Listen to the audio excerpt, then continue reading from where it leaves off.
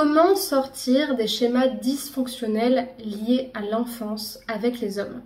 Bonjour à vous mesdames, j'espère que vous allez bien. Je suis très heureuse de vous retrouver aujourd'hui dans cette nouvelle vidéo, dans ce nouvel épisode de la chaîne S'aimer Plus, dans laquelle je vais vous parler de comment est-ce qu'on peut faire pour sortir des schémas relationnels, des schémas dysfonctionnels qui sont liés à nos blessures d'enfance dans nos relations amoureuses. Si vous ne me connaissez pas, je me présente, je m'appelle Chloé Mercart, je suis coach certifiée, maître praticienne en programmation neurolinguistique et également en hypnose ericksonienne et en hypnose directive. Si vous n'êtes pas encore au courant du but de cette chaîne, S'aimer Plus, c'est une chaîne qui existe depuis 2020 et qui vous aide à vous aimer, à vous accepter et surtout à vous valoriser pour vivre des relations amoureuses plus saines et plus épanouissantes. Donc si vous n'êtes pas encore abonné à la chaîne, je vous invite à le faire maintenant en cliquant sur le bouton s'abonner en bas à droite et en activant la cloche des notifications pour recevoir tous les prochains épisodes durant les prochains jours. Sachez également qu'une formation offerte est disponible pour vous. Elle s'intitule « Incarner la femme sensationnelle, lumineuse et unique qui l'épousera ». Et elle est offerte, elle a déjà aidé plus de 500 femmes à cheminer sur leur estime d'elles-mêmes et sur leur posture dans leur relation amoureuse. Donc si vous souhaitez la télécharger, il vous suffit de cliquer sur le deuxième lien dans la description de cet épisode, à remplir le formulaire et vous la recevrez directement par mail.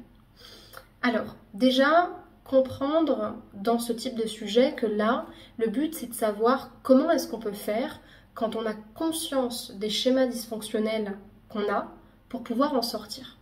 Déjà, pour récapituler rapidement, un schéma dysfonctionnel, c'est le mécanisme inconscient issu du passé par lequel on va rejouer ou répéter une scène de notre passé ou plusieurs autres scènes de notre passé comme une sorte de contexte issu de notre enfance, issu des parents qu'on a eus, issu de ce qu'on nous a appris, issu de l'attachement aussi qu'on nous a inculqué et qu'on n'arrive pas en fait à arrêter et qui se rejoue malgré nous pour avoir justement cette tentative d'intégration. En fait, ce qu'il faut bien comprendre, c'est que quand on est face à un schéma, d'un point de vue psychologique, c'est ce que Freud puis ensuite Bion ont appelé justement les tentatives de répétition à l'intégration. C'est-à-dire qu'une personne qui répète un schéma, c'est une personne qui, dans le passé, a subi un traumatisme au niveau émotionnel, mais ça peut être un père pervers, ça peut être une mère très froide et distante, ça peut être des traumatismes plus lourds, plus graves, notamment sur le plan physique, sexuel, comme de la maltraitance, ou simplement, entre guillemets, des manquements et des insécurités au niveau émotionnel. Et c'est quelque chose qui a impacté l'enfant dans son style d'attachement, qui fait que finalement la personne elle a développé une certaine stratégie de survie, soit en étant dépendante, soit en étant évitante, soit en étant dans la défense du lien. Et en fait, cette personne, elle va avoir ce qu'on appelle des MIO, c'est-à-dire des modèles internes opérants. C'est comme des sortes vous savez, dans les pilotes de ligne, ils ont une sorte de voie à travers laquelle ils peuvent passer. Ils ne peuvent pas passer là où ils volent dans le ciel, ils doivent prendre en compte tous les autres avions et ils ont certaines voies aériennes. Là, c'est exactement la même chose. Un MIO, en fait, c'est un modèle qui va vous guider dans vos relations amoureuses d'une manière tout à fait inconsciente, à travers des comportements particuliers, inconscients, des croyances qui sont inconscientes, qui peuvent ensuite devenir conscientes, mais qui sont profondément ancrées par rapport à ce que vous avez vécu. Et pourquoi on parle de tentative de répétition à l'intégration?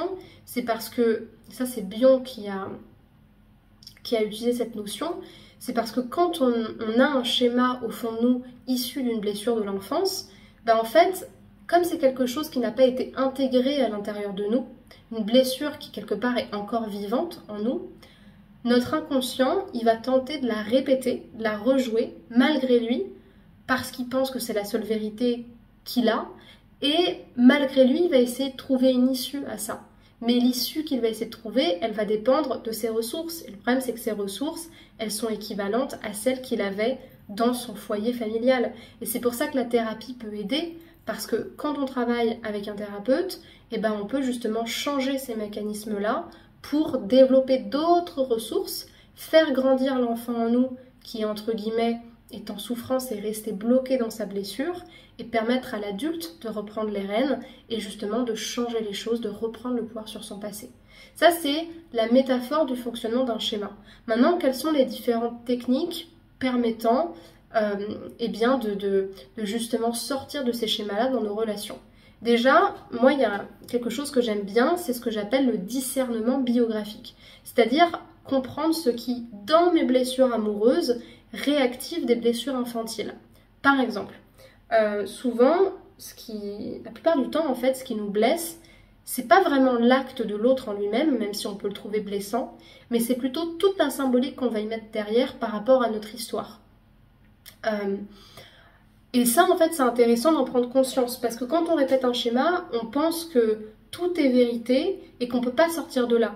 Or, déjà, le fait de regarder nos déceptions et nos relations et les choses qui nous ont blessés en se disant « Ok, dans ma blessure, qu'est-ce qui appartient à mon passé ?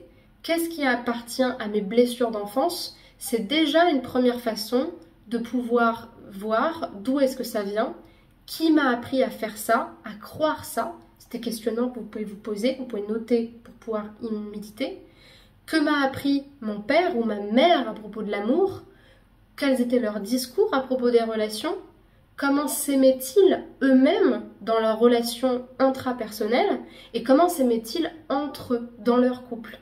Rien qu'en faisant ce petit exercice d'analyse biographique, vous allez pouvoir voir les liens entre finalement l'héritage familial direct ou indirect, c'est-à-dire par le langage ou par les comportements ou par les faits, comme une infidélité, une dépression, le fait de se sentir seul ou tout autre comportement que dont vous avez pu être témoin, et justement les blessures qui sont réactivées au niveau amoureux. Rien qu'en faisant ça, vous allez déjà avoir eh bien, cette prise de conscience thérapeutique, car mettre de la conscience sur un mécanisme, c'est mettre de la clarté sur ce qui vous bloque, sur ce qui ne vous appartient pas, et ça vous permettra aussi de discerner ce que j'ai vécu de ce que je suis. Je ne suis pas ce que j'ai vécu, je ne suis pas ce que j'ai fait ça, j'ai vécu ça, j'ai subi ça, mais je ne le suis pas.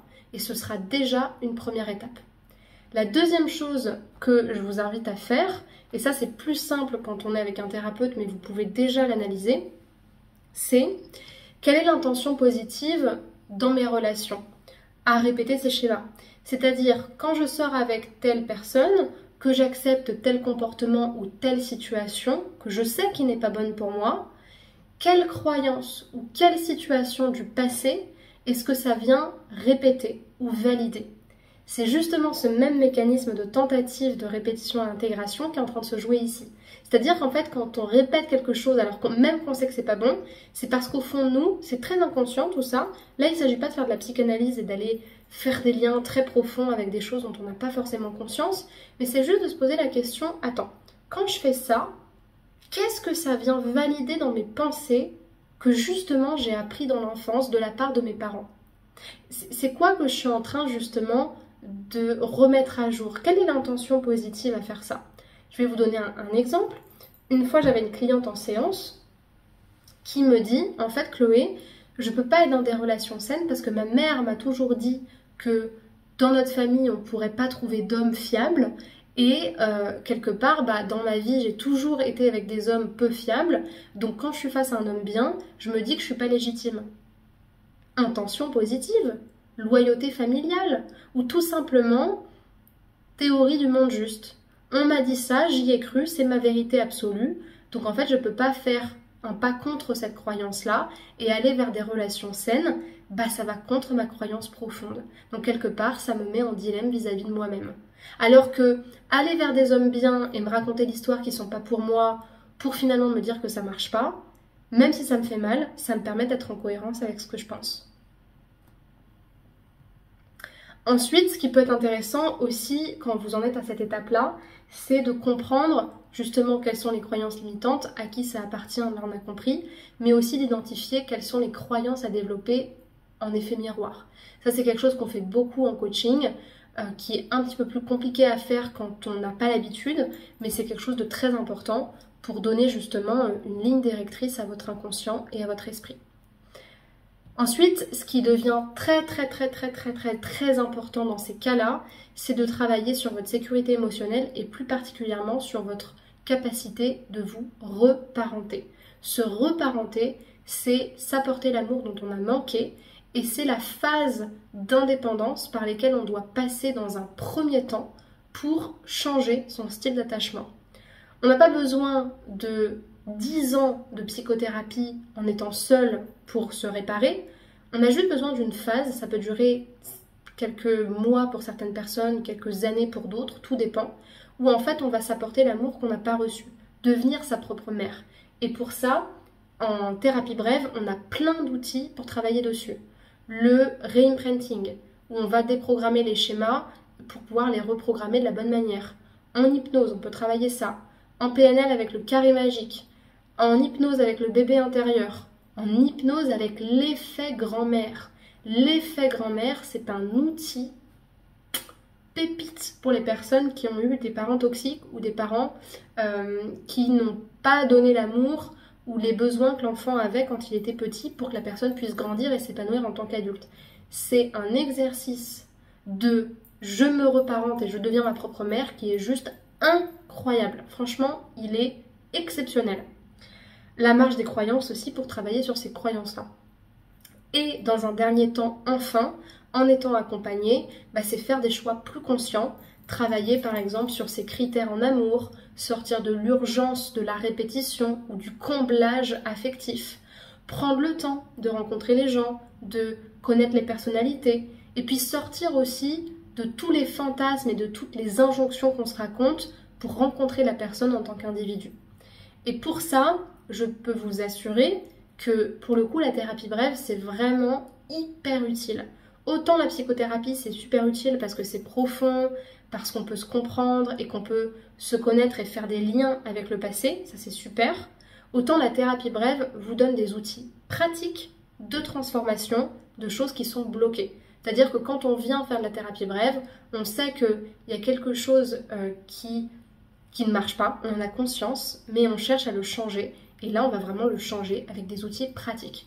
C'est notamment ce qu'on fera durant le coaching collectif du Cercle des femmes qui s'aiment plus, le coaching collectif sur 6 mois qui va aider les femmes à prendre confiance en elles dans leurs relations amoureuses et dans leur estime d'elles-mêmes.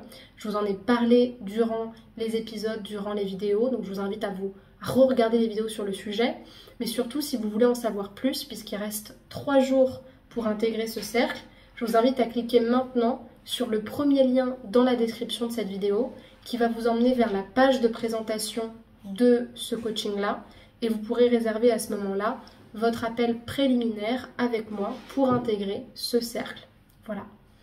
Pour terminer, je vous invite à regarder dans la description de la vidéo, vous allez retrouver des outils à découvrir pour pouvoir commencer à travailler sur vous, donc sur différents sujets, les relations toxiques, l'estime de soi ou encore la rupture amoureuse. Et vous aurez aussi un lien, c'est le 3e lien, pour pouvoir réserver un appel offert avec moi si vous souhaitez faire un coaching individuel. Pour terminer, je vous invite à me rejoindre sur les réseaux sociaux, Instagram, Facebook, YouTube, Spotify, TikTok, pour suivre mon contenu, apprendre à vous aimer davantage et puis surtout m'écrire en privé si vous avez des questions.